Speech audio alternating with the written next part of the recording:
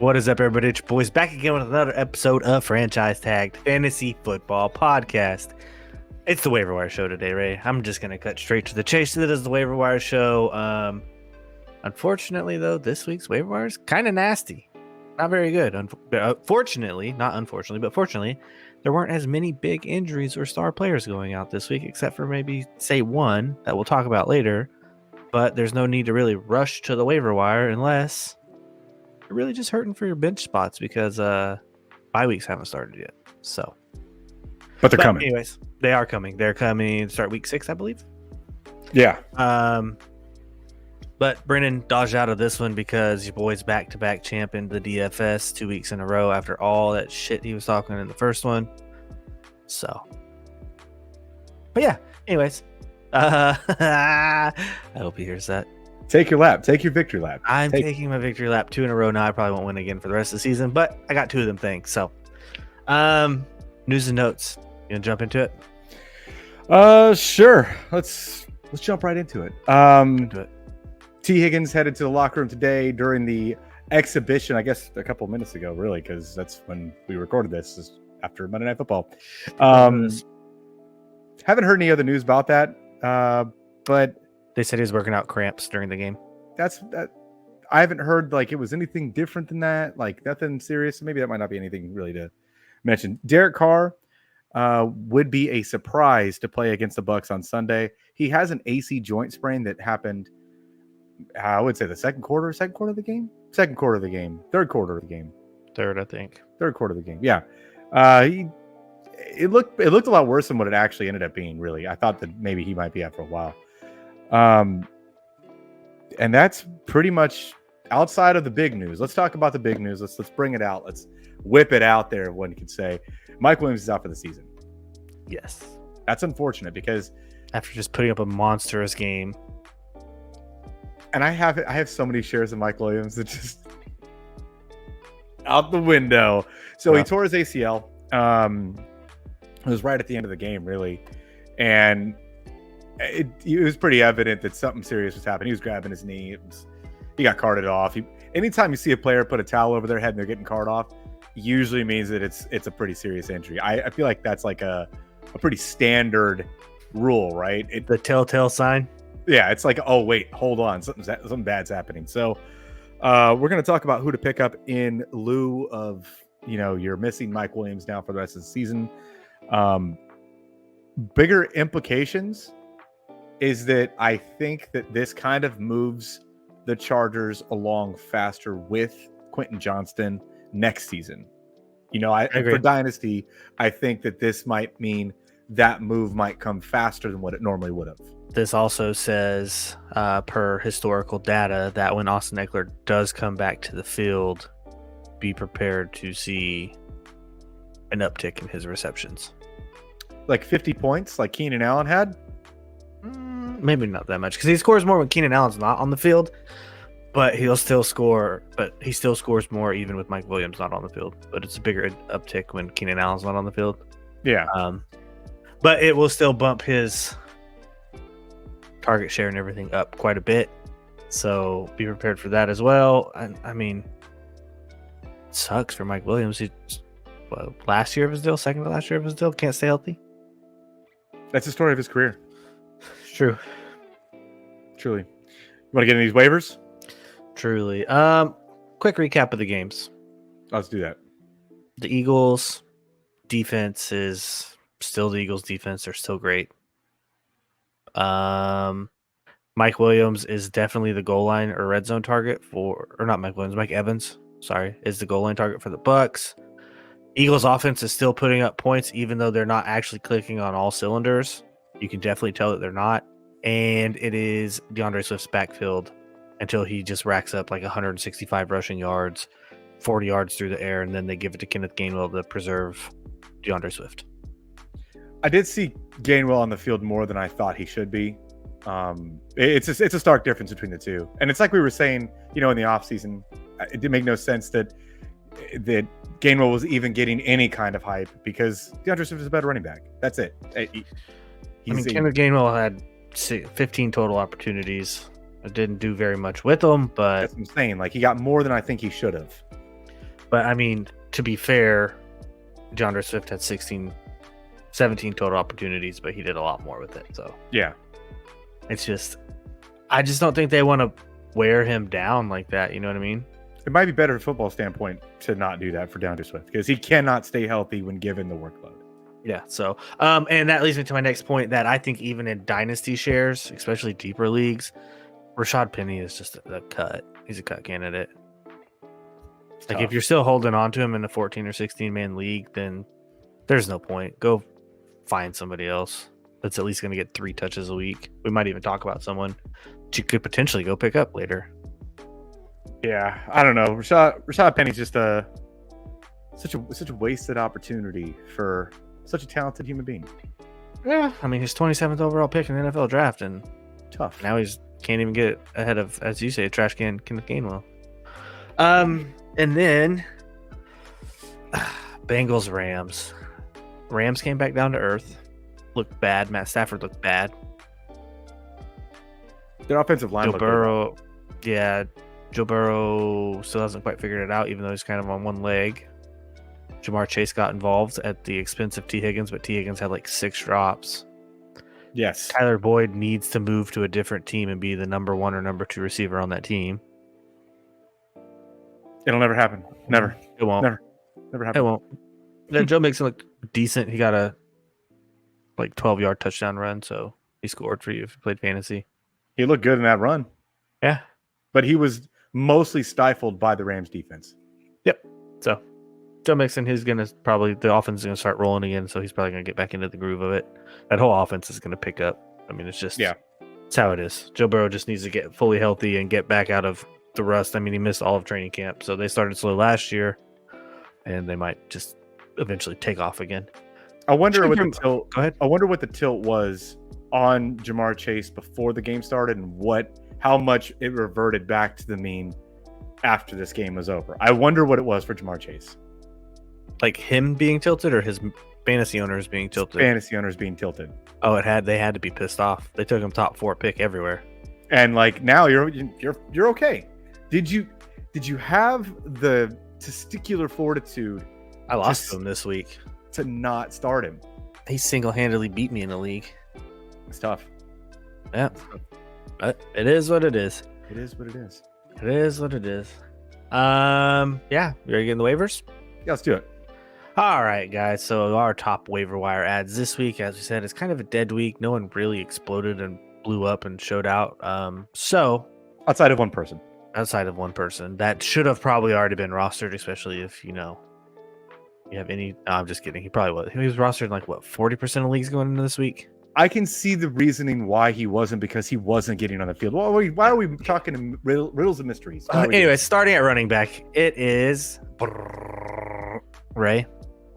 Devin Achane is how he would like to be pronounced now, right? Yep, that's exactly what he said on Twitter. Yeah. It is. He had 2 rushes for 5 yards, or 1 rush for 5 yards in the first 2 games, and now he just went off for 18 for 203 and 4.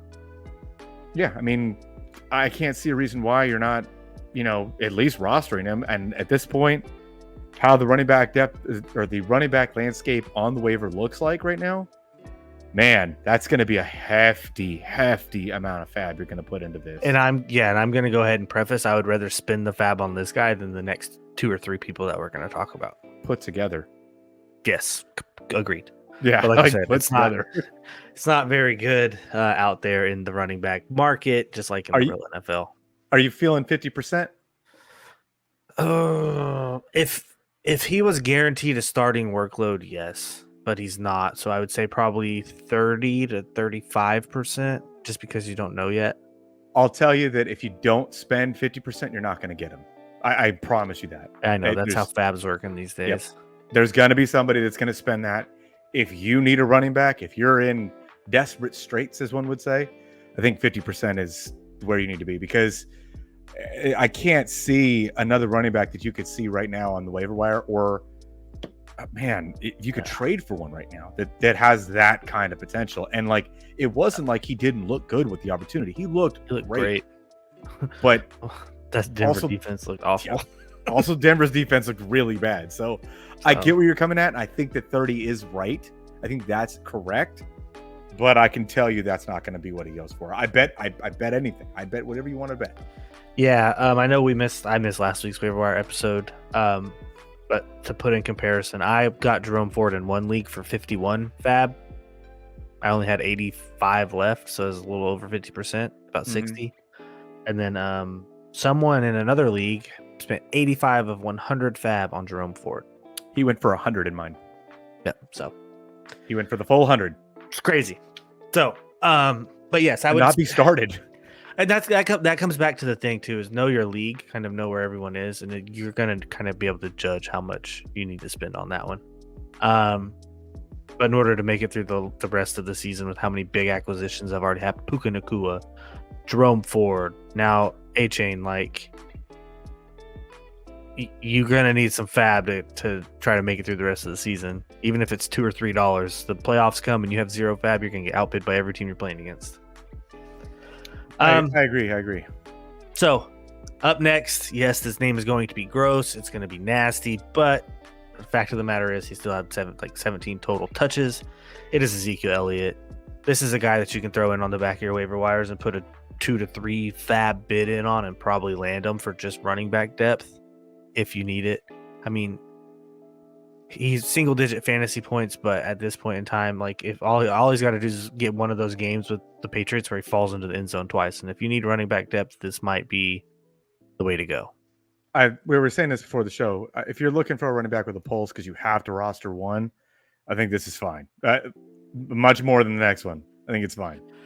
And the last one, he actually only had one less carry than the starting running back for this team. It is Clyde Edwards-Helaire. He had 16 total opportunities, was involved. Yes, they got up 41-0 really quick. But the fallacy of Jerick McKinnon is Jerick McKinnon had 5 total touches and 2 touchdowns. I don't know if he's going to get rotated into the game plan more, but as of right now, my ad would be CEH. If you are in a deeper league and need to take a shot, I would roster Jerick McKinnon at this point in time. But, I mean, he and Isaiah Pacheco, between CH and Isaiah Pacheco, there was like 2 fantasy points that separated them. Man, the thing about Jerick McKinnon, though, is that like he really didn't touch the ball that much. And 5 times. Yeah, like don't spend a lot of FAAB. Don't do that on him. Do not do it. Nope. Don't. Because this was a very game script oriented amount of times that he touched the ball. Mm-hmm. So do I think he should be rostered? Probably. But like 0 FAAB bid. That's where I'm at. Yeah. I will throw one out there, even though this team is bad. We didn't discuss this one. This team is bad. This offense is bad.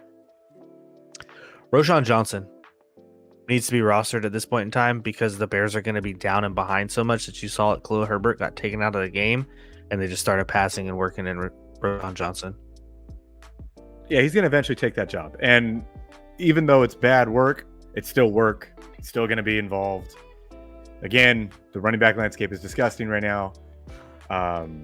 So I would think that's the move. I do agree with you on that one. You want to jump into wide receivers? Yes. I would really like to talk about the first guy because we brought him up in the last episode. We've been bringing it up a couple episodes now. Tank Dell. Tank Dell needs to be rostered. I think he needs to be on your radar here.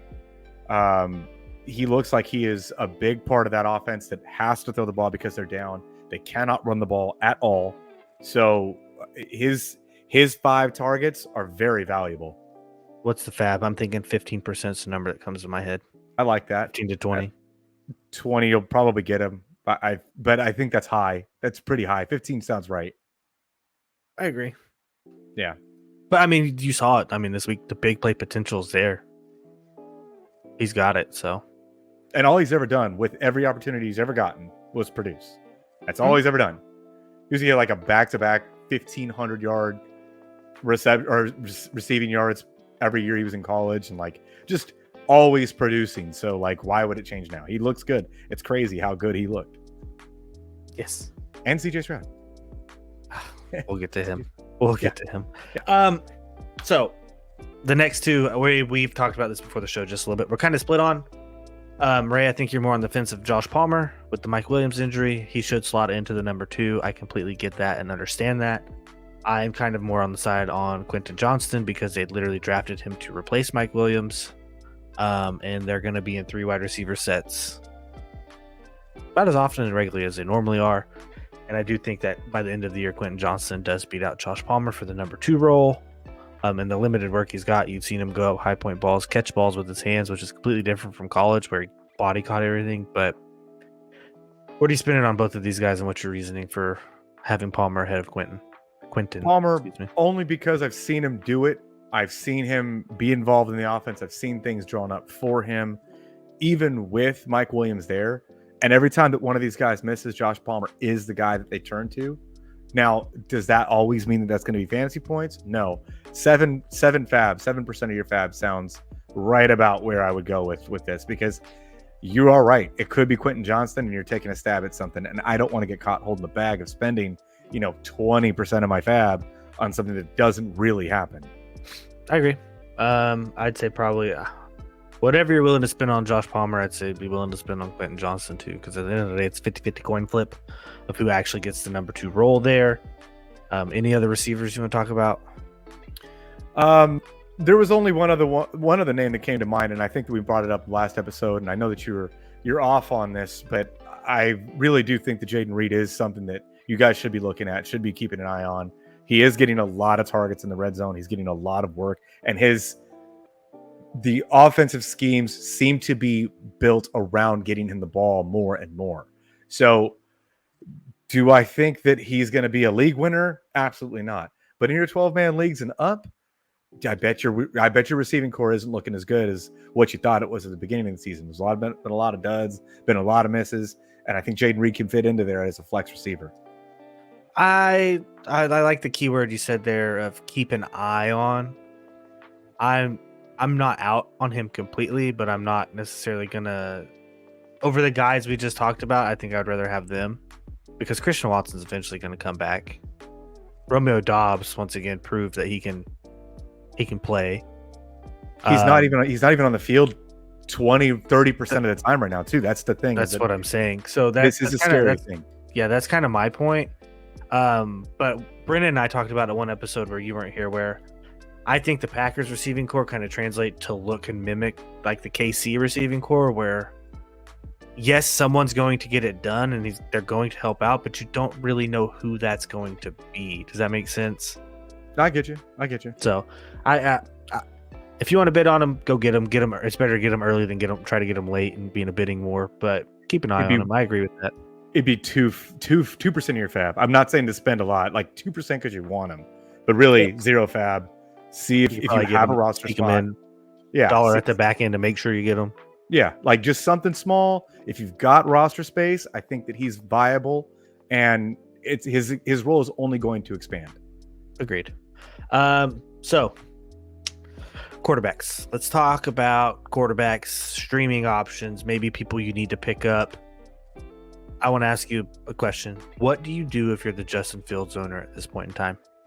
I am the Justin Fields owner right now, literally this week. Me too. That's why I was being selfish. I'm in a very big pinch right now. I've gotten 2 really raw deals here. Justin Fields has not helped me out in my main league, and I am pivoting to Jordan Love. Okay.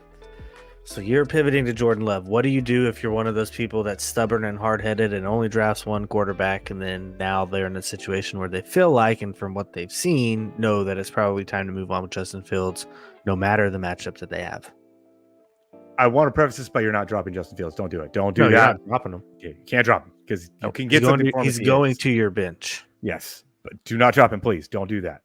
I like your take on going and grabbing CJ Stroud. I like that. And that is my number 1 streaming quarterback waiver wire pickup this week. It's not going to be pretty, and you're gonna have to like just close your eyeballs and put it in there. But yes, he has looked really good. Yes, he's a candidate for rookie of the year for sure. Yeah, I think he's going to be. Outside of the first week against Baltimore, where we're still trying to figure stuff out. And he still threw for 242 yards. Didn't throw any touchdowns though, but 384 and 280 and 2. Like That's what you're expecting. Just 25 fantasy points in back-to-back weeks. That's what you're expecting Justin Fields to do, and it's not it. So, and this is the other part that kind of makes, I think, it a little more safe, so we can really make sure that this makes as much sense as it can. They cannot run the ball. They cannot run the ball. They can't do it.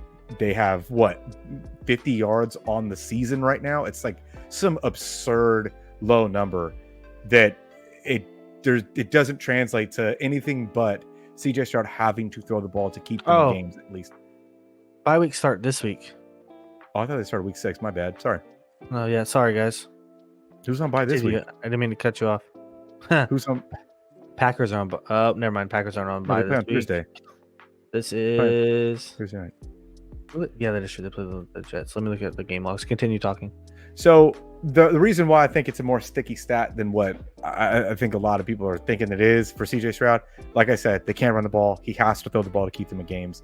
And they're not necessarily trying to get the number 1 overall pick because they don't need it. You know what I mean? Because it's going to be Caleb Williams anyway. So I think they're trying to see what they have in him. And they start week 5. I'm stupid. I think they have something special in CJ Stroud. I really do. I think they really do, because they didn't have any offensive line. The team wasn't supposed to be good. They're not good. Going to get Caleb Williams. No, I think the number 1 pick overall is going to be Caleb Williams. Oh yes. So they don't need to go and do that. They already spent their number 1 overall pick, not the number 1, but their number 1 overall. Yeah. So yeah, sorry, that's enough. Threw me off, and then I got sidetracked with all the waiver stuff. It starts week 5, guys. Week 5. So we'll cover that when we get there. So let's say you're playing in a deeper league, or a lot of people took 2 quarterbacks and just held them. And let's say CJ Stroud's gone, Jordan Love's gone. My guy that's in a pinch, Kirk Cousins is gone, Jared Goff is gone, Geno's gone. Like all of these lower tier QB1 able finishers are gone. My guy this week and for this week is Andy Dalton. He came in, he got it done last week, finished with like 28 fantasy points, I do believe, something like that, close to 22 to 28 depending on your format. Let me find him right here. 28.5 in this format, so probably anywhere from 25 to 30 depending on your formats. Andy Dalton gets to be the starter again because Bryce Young is out. Andy Dalton also gets to play a porous and poor Minnesota Vikings defense this week. So that there, to me, is a great matchup. I think it'll be all right. It is what it is. There are obviously better options. He's only rostered in 5% of leagues. So this is like someone beats you on the waiver wire to block you because they're your opponent on the dude that you wanted. You can probably just go pick him up and claim him for free. Yeah. And it's better than rolling Taysom Hill out of quarterback or something like that. You know what I mean? Yes. Like, and that's at least you got that's if you're the Derek Carr owner, thank you. I forgot about that. And he's hurt, like, and those guys are taken. That's a good shout there. Justin Fields owner. I don't know if I'd go out and pick up J-Bo yet. I don't think I would. I don't think I'd pick up J-Bo yet either. So I love J-Bo though. He likes to sling it. I love J-Bo. But yeah, I think that's fine. Kenny Pickett had a good week. I don't think he does it again though. So people he's playing Houston's defense. They might. So Kenny Pickett might keep an eye on him. And we already alluded to it, I know, but I just wanted to talk about it real fast. If Jordan Love is on your waiver wire, we've been talking about it for maybe 2 weeks now. And I know it's only week 4 going into it, but we talked about it for 2 weeks. He needs to be on a roster for sure. He has looked much better than what everybody thought he was going to look. And he's been doing it without any offensive weapons. None. Everybody's hurt. Christian Watson's hurt. Aaron Jones is hurt. David Bakhtiari's hurt. Elton Jenkins hurt. Romeo Doubs on the snap count. Jaden Reed isn't on the field all the time. I'm telling you, when this offense gets all the way back in, Jordan Love's going to be something real. Remember where you heard it from for weeks now. All right, man. Your favorite segment of the week, probably. The streaming defenses category. So, we're going to get into this. Streaming defenses. I brought up, after tonight's game and seeing Cincinnati versus the Tennessee Titans. If they can stop the run with Derrick Henry, it has proven that Ryan Tannehill cannot get it done in the air. So Tennessee is going to struggle to move the ball. Cincinnati's defense is my stream of the week this week for streaming defenses. I would love that as a stream for sure. I think another one that you could look at is the Saints against Tampa Bay. Their pass rush is real. Tampa Bay's offensive line is not real. If you watched the game tonight, you saw Baker Mayfield was getting hornswoggled all night. And that's not against a very good pass rush in what the Saints have. So I would like to see that as a stream this week. Saints are 44% rostered. Bengals are 11% rostered. We threw out one more just to like a check and see if they're there. Kansas City against the Jets. Yeah. If they are there, that is the move. They're 61% rostered though. But they have a really good defense, and the Jets have a really poor offensive line and really bad offense. And really bad quarterback. For some reason, they won't move on from that quarterback. But he who shall not be named. That one quarterback there, yonder. The guy that's not Mike White that they should have kept.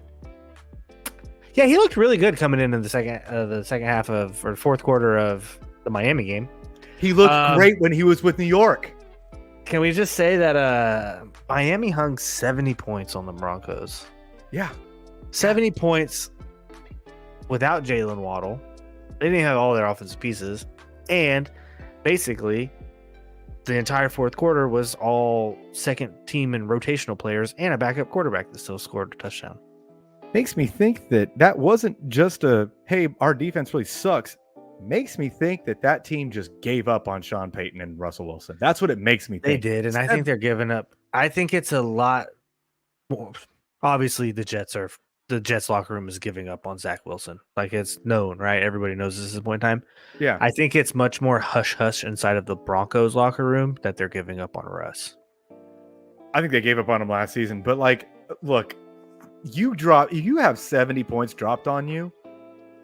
You have to have something going on internally. There's no way that was just, hey, we just kind of suck today. No, not in professional sports. Not like that. I 100% agree. Not in professional sports. And Sean Payton's like, after throwing all that shade at Nathaniel Hackett before the season even started, to basically try to pawn it off on him. If you come out and lose by 50 points as a professional sports organization and a Super Bowl winning head coach, I don't necessarily think it's all just on the previous coach. They didn't lose that bad at all last year with that basically the same roster that Nathaniel Hackett had there. Yeah. They lost a lot of games, but they didn't lose near that bad. They're going to be so bad for so long too, because they owe Russell so much money. Oh my God, they owe so much goddamn money. Yes. Perfect. And you know what pissed me off about that game too? Is every time that I saw Russell throw the ball, it was Cortland Sutton making a catch or attempting to make a catch. It's like, why are you not getting Jerry Jeudy involved, who's probably your best wide receiver? I mean, Martin clearly is. I understand that you're down, but at some point, just run the fucking ball. Just get out of there. The misuse of Javonte Williams has. I'm going to start either Zach Moss or Jerome Ford over him every week forward until Taylor gets back. I can't hate you for it. I can't hate that. But they have to be able to see that is the reason why their offense isn't working. It's because they're not running the ball and they're letting Russell Wilson cook. Stop it. His cooking sucks. Get him out of the kitchen. Not very good. Oh, man. And it's crazy to say, but Pete Carroll covered up so many flaws that he had. I mean, you can, it is as clear as day. Who was the reason they were winning? It was Pete Carroll. That's it. Like, that's crazy. Seattle's still doing it. Denver's not. Exactly. Denver's getting 70 dropped on them. That's my point. But all right, we got on a little tangent rant because I just wanted to bring that up. They had a chance to score the most or tie the most points ever scored in NFL history at 73, and Mike McDaniels basically said, I'll be a gentleman and show you a little bit of mercy, but just remember who hung 70 on you and chose not to score 73 points on you. slightly more disrespectful. That is, yeah, honestly. it is. It's definitely more disrespectful. It's like, yes, like what? Denver probably should have interviewed him for the head coaching job, and he was just like, "Well, I hung 70 on you. I could have broke the record, but I didn't. I chose not to." Everything seems more spiteful now that you put it that way. Everything's making more sense now. It is. So, with that being said, and despite being dealt, we are going to get out of here, guys. As always, please be sure to leave a like, rating, comment, and subscribe to the YouTube channel. Hit the notification bell so you know every time that a video drops. Let us know in the comments below, especially after waivers run, of who paid what for who, or if you think that we missed anybody that should be looked at on the waiver wire. But until next time, we will see you later.